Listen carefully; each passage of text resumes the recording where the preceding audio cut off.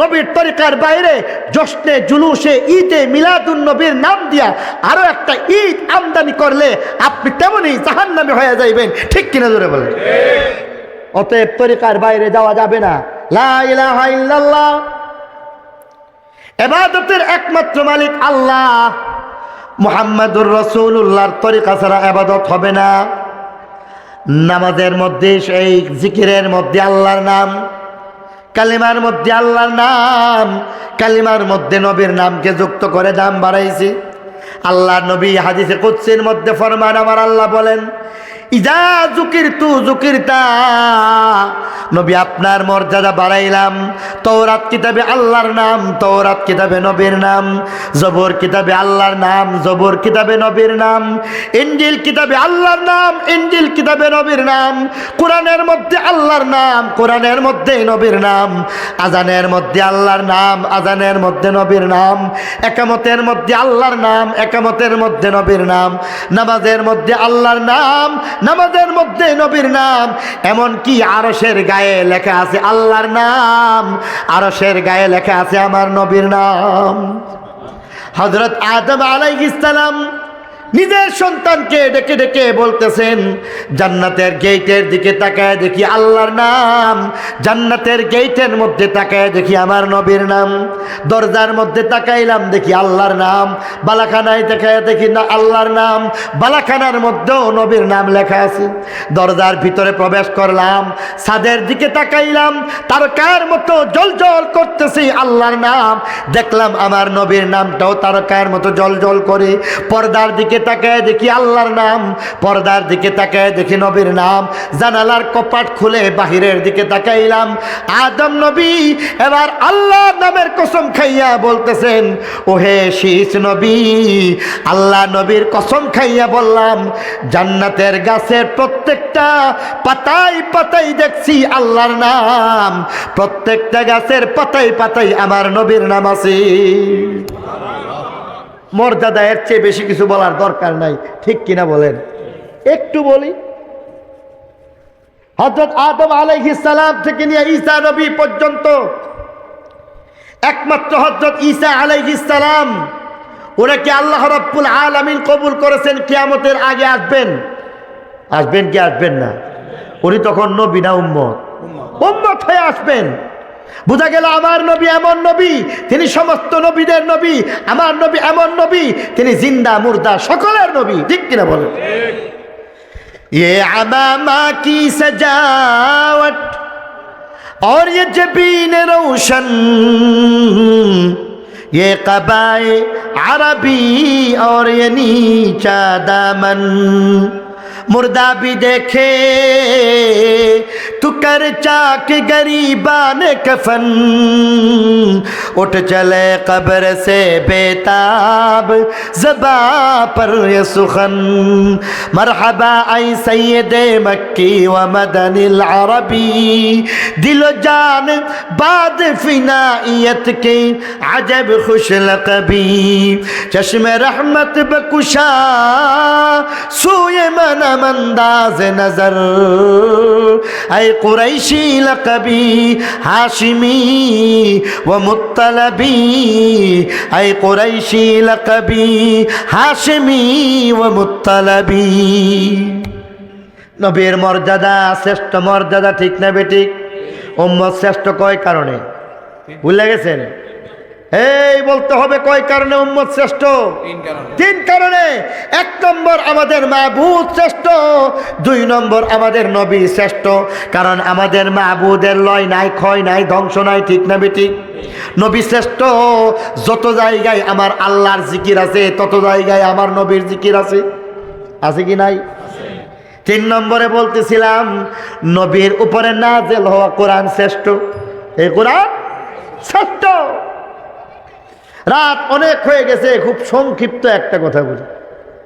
তাওরাতের একটা আয়াতের দাম 7 আসমান 7 জমিনের চাইতে বেশি। জবুরের এক আয়াতের দাম 7 আসমান 7 জমিনের চাইতে বেশি। ইনজিলের একটা আয়াতের দাম 7 আসমান 7 জমিনের চাইতে দামি। সুবহানাল্লাহ বলবেন না? ইব্রাহিমের সহিফা একটা আয়াতের দাম 7 আসমান জমিনের চাইতে দামি। মুসার সহিফা এক আয়াতের দাম 7 আসমান 7 জমিনের চাইতেও বেশি, ঠিক কিনা বলেন? পক্ষান্তরে আবার বলেন কোরআন শরীফের মধ্যে আয়াত লাগতো না। কোরআন শরীফের মধ্যে আয়াত নিতে হবে না, বরং কোরআন শরীফ শুরু করার আগে বিসমিল্লাহ পড়ি কি পড়ি না? সূরা ফাতিহায় কয়টা আয়াত আছে? জোরে বলতে হবে, কয় আয়াত? 1 নম্বর আয়াতটা বলুন তো দেখি, নাকি বিসমিল্লাহির রহমানির রহিম? সূরা বাকারার মধ্যে প্রথম আয়াত কি বিসমিল্লাহির রহমানির রহিম? তাহলে বোঝা গেল সূরা ফাতিহার আগে বিসমিল্লাহ পড়ি আমরা, তবে এটা সূরা ফাতিহা না। অনুরূপভাবে সূরা বাকারার আগে বিসমিল্লাহ পড়ি, তবে এটা সূরা বাকারার আয়াত না, ঠিক কিনা বলেন? সূরা আলে ইমরানের আগে বিসমিল্লাহ পড়ি, কিন্তু এটা সূরা আলে ইমরানের কোনো আয়াত না। এটা ওযুর মতো। সুবহানাল্লাহ। ওযুর মতো কেমন? ওযু আর নামাজ এক জিনিস। আপনারা বলেন ওযু আর নামাজ কি এক জিনিস? ওযু নামাজ পড়তে গেলে ওযু লাগবে, তাই বলে ওযুকে নামাজ বলা যাবে না। ঠিক তেমনি ভাবে কোরআন পড়তে গেলে বিসমিল্লাহ লাগে, কিন্তু কোরআনের আয়াত বিসমিল্লাহ এটা সূরা বাকারার আয়াত না। এবার বলতেছে শোনো, শুধুমাত্র বিসমিল্লাহকে রেখে দিবেন এক পাল্লার মধ্যে।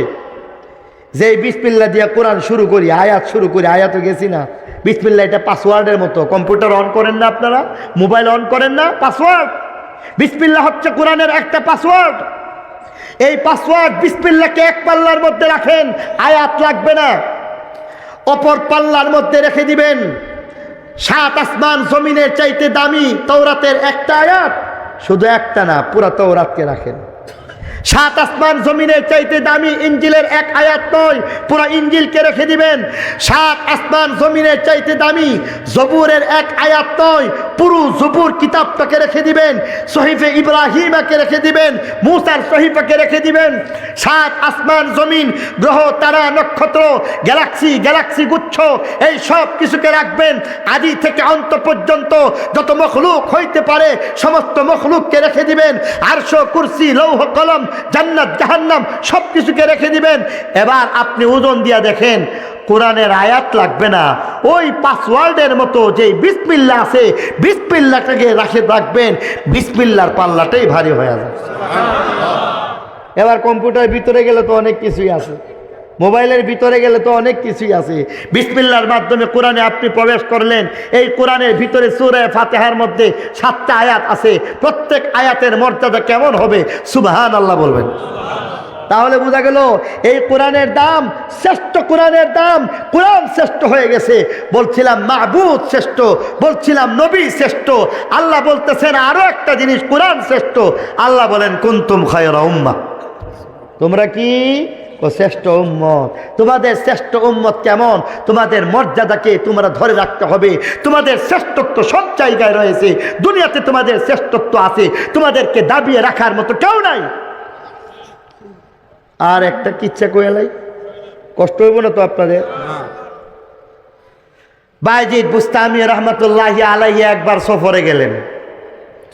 এক সফরের মধ্যে যাইতেছেন, যেই সফরের পার্শ্বে দেখতেছেন সফরের পার্শ্বে একজন এমন ব্যক্তি, যে কিনা বলতেছে যে হুজুর এখানে পাদ্রী সম্মেলন হইতেছে, খ্রিস্টানদের পাদ্রী সম্মেলন। এবার বলতেছে পাদ্রী সম্মেলন, তিনি পরিষ্কার শুনতে পারতেছেন যেখানে 3 খুদার কথা বলা হচ্ছে। খুদা কয়জন? এদের আসলে খুদা কয়জন? একজন। খ্রিস্টানদের দাবি খুদা কয়জন? 3 জন। 3 খুদার সপক্ষে কথা বলতেছেন। বায়জিদ বুস্তামি রহমতুল্লাহি আলাইহি আল্লাহর উপর ভরসা করে তিনি সেই মজলিসের মধ্যে প্রবেশ করলেন, আর বলতেছেন দাওয়াতের নিয়তে সেখানে প্রবেশ করলেন।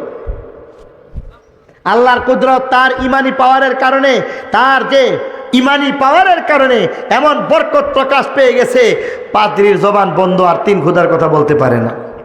পাদ্রীর যখন জবান বন্ধ হয়ে যায়, একটা পর্যায়ে বলতেছে, পাদ্রী নিজেই উপলব্ধি করতে পারতেছে, আর এক পর্যায়ে বলতেছে দাখালা ফিনা মুহাম্মাদি, সমস্যা হয়ে গেছে। কোনো একজন কোরআনওয়ালা, আল্লাহওয়ালা, মুহাম্মাদি, উম্মতে মুহাম্মাদি কেউ চলে আসছেন, যার ইমানি পাওয়ারের সামনে আমি 3 খুদার কথা বলতে পারছি না। বায়জিদ বুস্তামিকে এবার ডাকা হইল, তুমি লুকায় না থেকে সামনে আসো, কিছু মুনাজারা করব, বহস করব। বহস তো বোঝেন, বিতর্ক অনুষ্ঠান। বিতর্কের মধ্যে একতরফা প্রশ্ন হয় না, দুই দিকে থেকে কথা হয়। কিন্তু বলতেছে যে শোনো, আজকের এই বিতর্ক অনুষ্ঠানের মধ্যে তোমার কোনো প্রশ্ন করতে সুযোগ দেওয়া হবে না।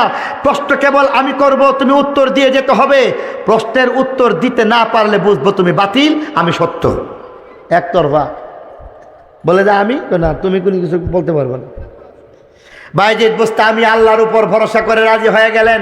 আর এক পর্যায়ে বলতেছেন, যাও, আমার সাথে আল্লাহর সাহায্য রয়েছে, অতএব ভয় পাই না, যত প্রশ্ন করো, অসুবিধা নেই।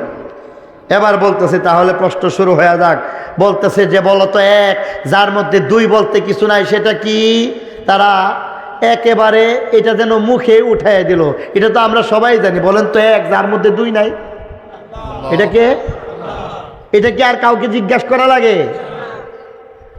বলতেছে বলো তো, এক যার মধ্যে দুই নাই, তো সেই জিনিসটা কি? বাইজিদ বুস্তামি সঙ্গে সঙ্গে উত্তর দিয়া বললেন, এক আল্লাহ, যার সাথে দুই বলতে কিছু নাই। বাইজিদ বলো, দুই যার মধ্যে তিন নাই, সেটা কি? এবার বলতেছেন, দিন এবং রাত্র, যার মধ্যে তিন নম্বর কিছু নাই। সুবহানাল্লাহ। বাইজিদ বলো তো, তিন যার মধ্যে চার নাই। উত্তরে বলে দিলেন, আরশ, কুরসি, লৌহ কলম।